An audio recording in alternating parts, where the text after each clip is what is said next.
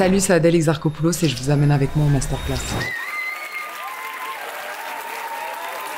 J'ai jamais fait ça, j'ai peur.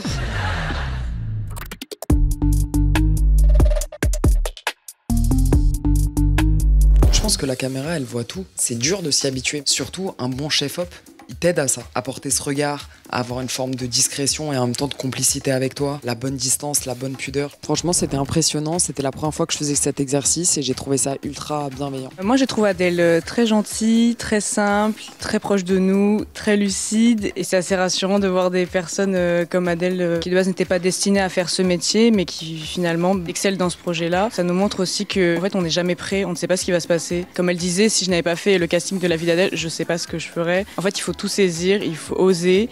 Et au pire, si on nous dit non, on passe à autre chose. Et je pense que c'est un bon exemple pour ça.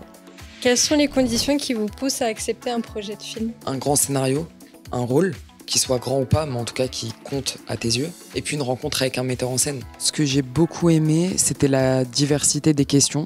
La profondeur des questions. J'aime quand je vois que le collectif et que les jeunes, on est ensemble. Chaba, il m'a appris beaucoup de choses. Je lui ai dit, t'es le seul où c'est trop facile de t'aimer comme un père. Quand il rigolait avec d'autres gens, j'étais jalouse. Et d'ailleurs, il est tellement gentil qu'un jour, je lui ai dit, ça me dérange que t'aies autant de complicité. Je pensais que c'était propre qu'à nous deux. Et il est tellement gentil qu'il m'a dit, je comprends, je le ferai plus devant toi. Et il l'a plus fait.